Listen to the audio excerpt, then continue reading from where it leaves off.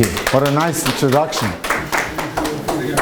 Rabbi Finger, I want you to know that I'm honored to be in this building because I believe a lot of the success that I have in my life came from your father. I remember growing up in Achiezer when he was executive director, and he gave me such chizuk in life. He gave me such optimism. He created a GPS for me. Your mother tzaddiket.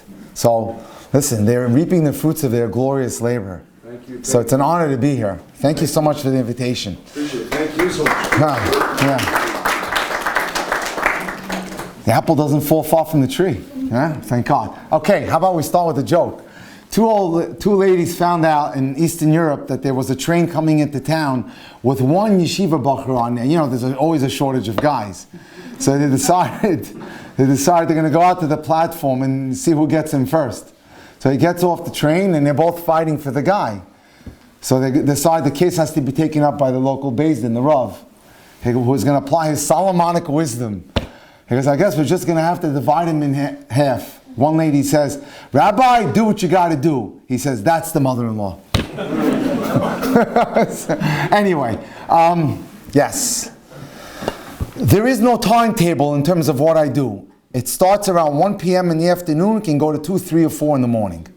Because when you're dealing with people's love life, it's their most emotional and their most sensitive part. And I feel for Klal Yisrael. I really want to see as many people get married as possible.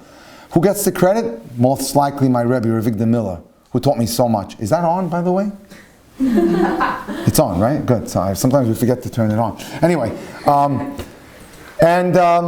his love to help people, and then he saw in me the abilities and the talents to be able to do this work, and it really came out of, as a doctor, I was in practice 1 to 8, but my love and my passion, my aspiration was to learn Torah in the morning.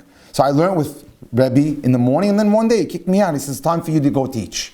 I started teaching about 25, 26 years ago, and typical stuff. Today I teach Daf Yomi in the mornings. Anyway, so the people that I dealt with, boys out of Israel, out of college, etc., many of them came to me with questions on dating, and I was literally clueless. I didn't know how to advise them, but I liked the subject very much, and I decided that almost 30 years ago, I'm going to learn this subject, and I want to master this area.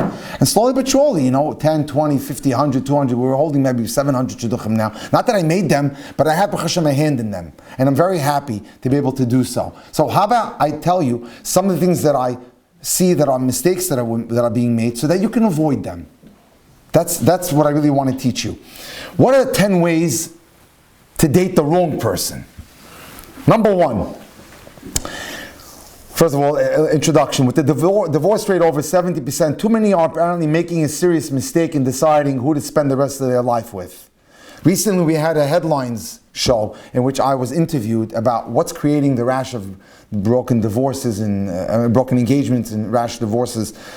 Quick one. So I'd like to just touch on this subject. Number 1, you pick the wrong person because you expect that person to change after you're married. Sunday night, I had a 40-year-old woman sitting in front of me, and I had spoken in the city 2 weeks ago to a rather, call it traditional group. Center left, not that religious, whatever. But one lady came up to me and says, I need to speak with you. So she started telling me about a relationship that she was in over 3 years. It didn't sound like she was in the right relationship. Some of the things that she said were outright dangerous. I don't trust him. He's not really there for me. But given that she's 40 years old, and she tells me her father's embarrassed to go to shul in Queens because he has a 40-year-old daughter and a 35-year-old daughter that are both single. I said, bring him in. Let's check him out. So Sunday night they came in, and here's a classic thing: you can't expect anyone to change. The only person you can change is yourself. I said to him, describe the relationship, and she starts telling me about how he makes fun of her, how he tells her, because she's a doctor and he's in the real estate business, you're not so smart. I know people that are more prettier than you. I said, what kind of shtus is this? How do you expect to ever be a decent husband if you don't know the basic alphabet of a great relationship is to make the spouse makom rishon, first place. In order for you to have a loving, wonderful marriage, you have to ensure that you make the spouse feel like they're first place. It's not her job to change the guy. So don't think that you're going to get married with the idea that you're changing anyone. Make sure that you take them as you see. The classic mistake, you don't marry potential. The golden rule is if you can't be happy with the person, the way that person is, don't get married to the person. After he went to the bathroom, I said, he's not for you. Find something else. So when it comes to the other person's spirituality, character, personal hygiene, communication skills, and personal habits, make sure you can live with the person as they are now. You're not changing them. That's important. Number 2, you pick the wrong person because you focus more on chemistry than on character. Yes, you're right. Physical attraction is important, but it can't be the only thing. Just yesterday, I had a consultation with someone, the same story. Everything is a physical attraction issue. I said to him, listen, it's only one thing. It's only one portion of the whole complex. Don't get so carried away with it. Chemistry ignites the fire, but good character is what's key, that keeps it burning. Beware of the I'm in love syndrome that tends to translate into I'm in lust syndrome. Attraction is important, but have you carefully checked out his character or her character? What am I looking for? Anava, humility. Does this person believe that doing the right thing is more important than their personal comfort? 1. 2, kindness. Do they enjoy giving pleasure to others? I gave a lecture 2 weeks ago on the ultimate 5-word formula for a great marriage. What is it? Don't give pain, give pleasure. Start now. Train yourself now to be the kind of individual that people enjoy being around by giving pleasure and not pain. How does that person that you're dating treat people they don't have to be nice to? When Moshe Shira passed away, one of the people that was ripped up to pieces was the janitor in the building. He was the head of Agudas Yisrael. And I asked him, what happened? Why is he so broken up? Because that man with the skull cap said good morning to me every day. And it meant so much to me. So how does that person treat individuals, the one that you're dating, that they don't have to be nice to?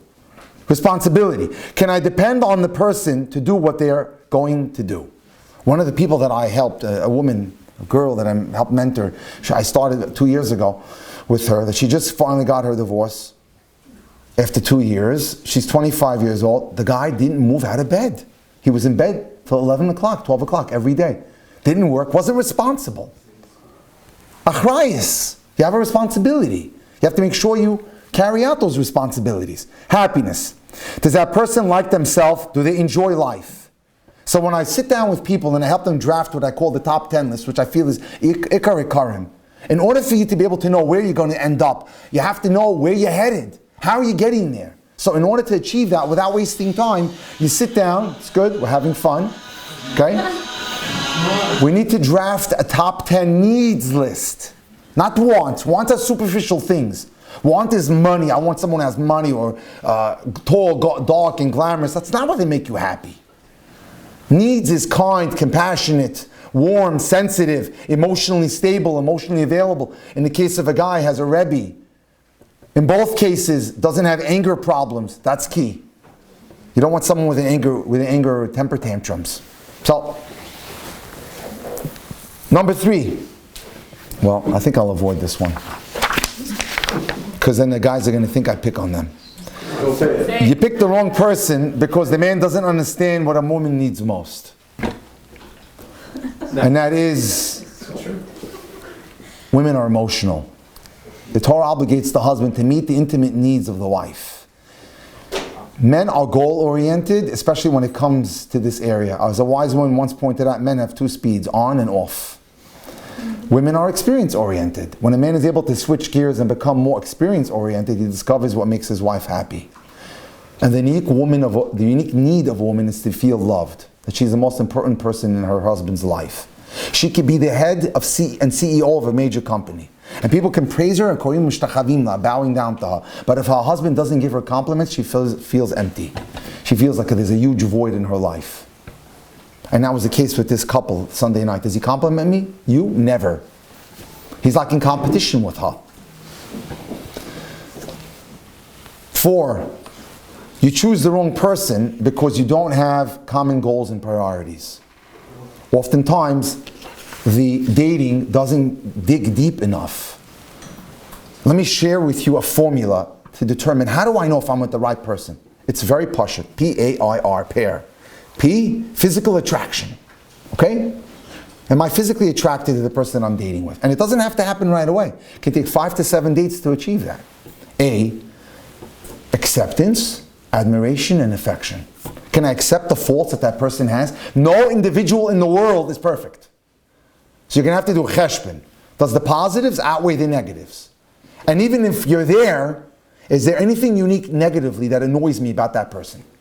And I can't get it out of my head. Admiration. Do I look up to that person? Are there qualities in that individual that I really like? And affection. Can that person give me affection? Can it speak to my neshama? I is emotional connectivity, emotional intimacy. And that's where a lot of the dating suffers. People don't seem to know how to connect on a deeper level because they have not developed their conversation skills. They don't dig. I had a Syrian girl sitting in front of me who went out 36 times and couldn't tell me anything about the guy.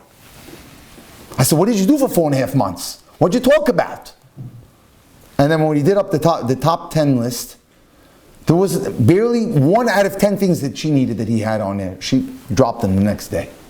So, emotional intimacy is key. To be able to ask questions that delve to the root of who that person is. To be able to connect and to find a window into their soul. That's so important. And lastly, respect. There's absolutely no place for disrespect in a dating relationship. That's very important. You pick the wrong person because you don't have a deeper emotional connection with this person. I think we touched on that. Am I impressed with this person? Not by his Mercedes or his car. Am I impressed with his midos? That's the key. Do I respect and admire him? 7, you pick the wrong person because you choose someone with whom you don't feel emotionally safe. Ask yourself the following question. Do I feel calm, peaceful, and relaxed with him or her? Can I be myself, or do I have to pretend to be someone else? Does this person make me feel good about myself? Will they help me extract the most potential for me? Will they help me become the best Jew that I can be? That's so important. Does he or she feel like a close friend? Does it seem seamless, like we're brother and sister?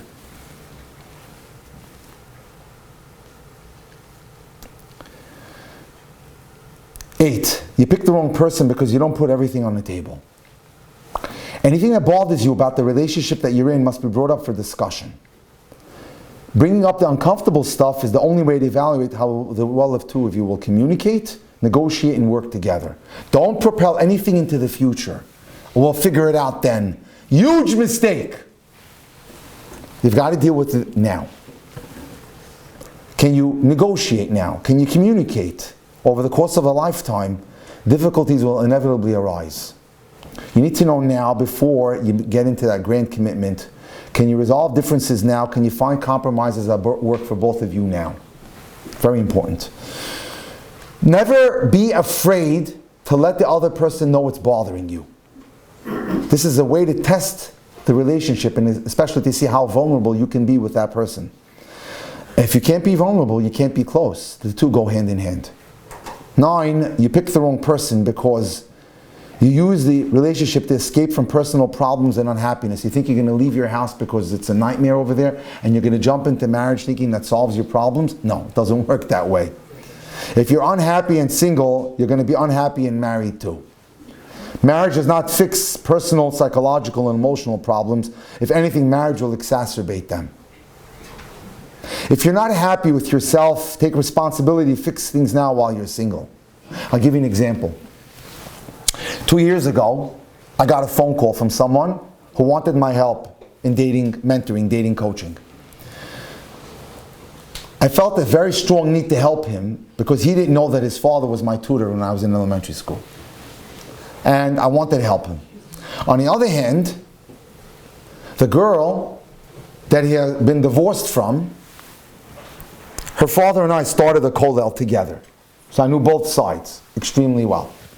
He got married when he was 21 and she was 19.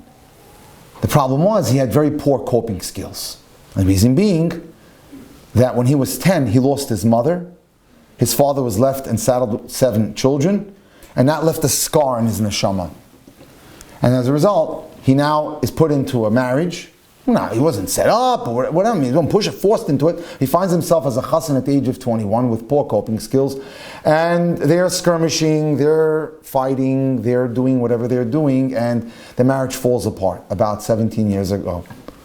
And now he's close to 40, and there's 2 children that are involved.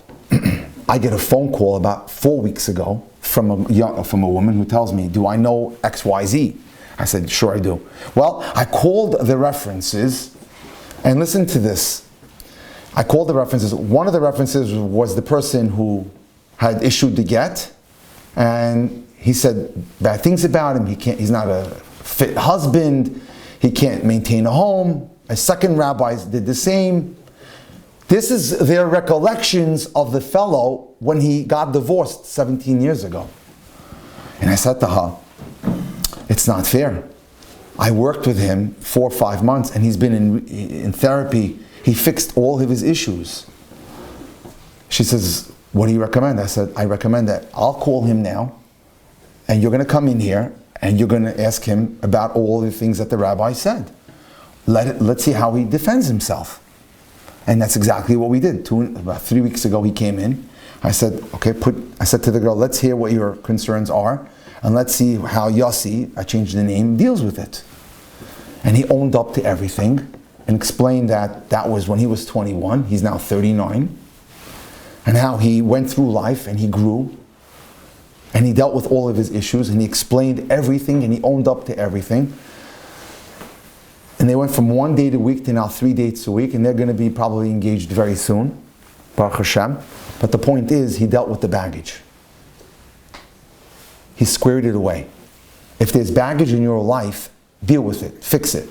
Because if you think you're going to throw it into the future, and just marriage will just dismiss it and stick it under the carpet, that's not going to happen. 10. You pick the wrong person because that person is in a triangulated situation, which means that you're not the most important priority in their life. That a triangle is composed of 3 points, and that person is triangulated either to a parent, to money, to an addiction. The most bizarre story, I think one of them, I've heard some really interesting ones, was when a picture-perfect Beis Yaakov girl walks into my office in the summer and tells me she was married but for a whole 2 weeks. I said, what happened? She said, the night of the wedding, he was on the phone with his mother for 2 hours in the hotel. She knew something was wrong. Yeah, that was pretty strange. Anyway, when we don't take the time to analyze properly, we can get ourselves in messes. So we have to ensure that we take the time, we date properly, we date with substance, and also daven, be grateful for all the good that we have. And it's my blessing to everyone here that we should all be able to stand and enjoy the wedding of everyone in this room, and may I have the opportunity to share in all. Thank you so much for having me here. Have a wonderful evening.